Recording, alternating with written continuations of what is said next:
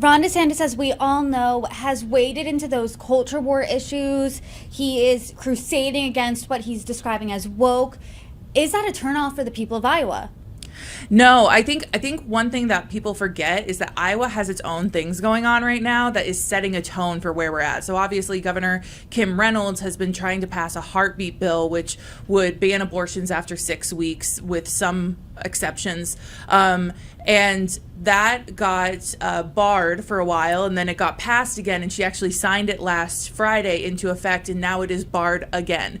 So there's this whole conversation happening right now around abortion. There's a lot of conversation. There's even a legal battle happening with one of the schools around parental choice and transgender legislation and whatnot. And so there's a lot of things happening kind of internally in Iowa that is setting a tone for presidential candidates that are coming in. So even though they're state issues or regional issues, they are in the forefront of, people's minds when we're talking about woke ideology or parental choice. Like, these are things that we're seeing in our schools, in our libraries, in our wherever you're at. And so there's already a tone happening here, and it's already a discussion. So when they're coming in, they're actually feeding right into the conversations that are already being had.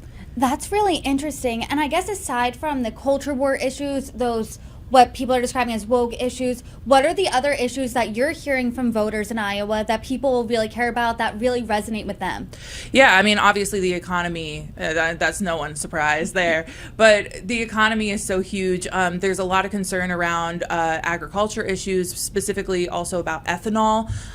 It's really interesting. There was a report done by the Des Moines Register a couple months back that pretty much said ethanol. There was another report done, a scientific report, that said ethanol wasn't as eco-friendly as we all thought it was going to be. And so there's conversations that need to be had on the agriculture side that I feel like have not been discussed, and that's where I come back to like Asa Hutchinson, who is an extremely interesting candidate and has a lot of agriculture interest, but I feel like we're so focused on the like woke ideology or abortion or some of these other issues that we haven't even gotten into some of the agriculture things that are impacting farmers, which obviously is kind of the backbone of Iowa. Sarah, I know you said that voters are really excited about Vivek Ramaswamy. What else, aside from those underdog candidates, who else are people excited about when you're at these events? Because you're on the ground week after week at different events in Iowa. Who are those candidates that you are seeing that you could grab a beer with?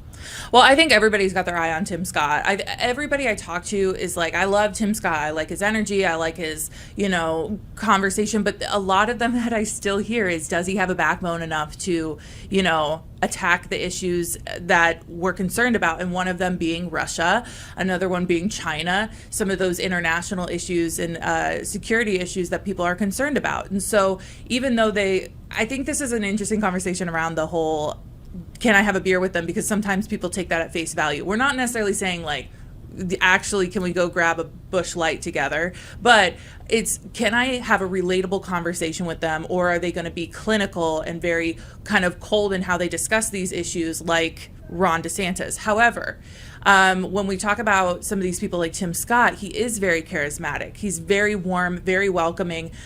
He's got very good FaceTime with people. But then I look at people like, Will Hurt's got that same kind of like emotional mentality of, let me just talk really straight with everybody. And so it's kind of like give and take. What do you want out of your candidate? You got a lot of different options to choose from and a lot of different personalities.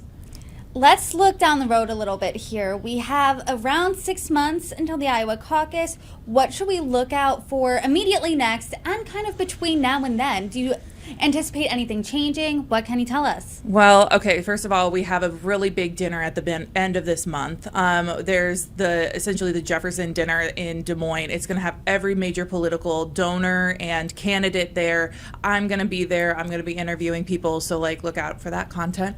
But also, you and I are going to the Iowa State Fair. We're going to get some fried food, look at the butter cow, and we're going to talk to some candidates. And so I'm so excited.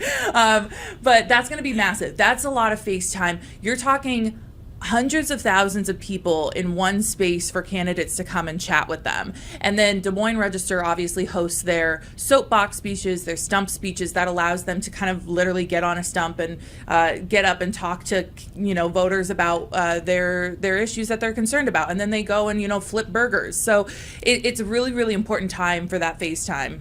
And it's an important time because it's in a more relaxed environment that can I grab a beer with you? I mean, we'll see that playing out all there. So everyone, look out for that content. Sarah Muller, thanks for joining me. Thanks for having me.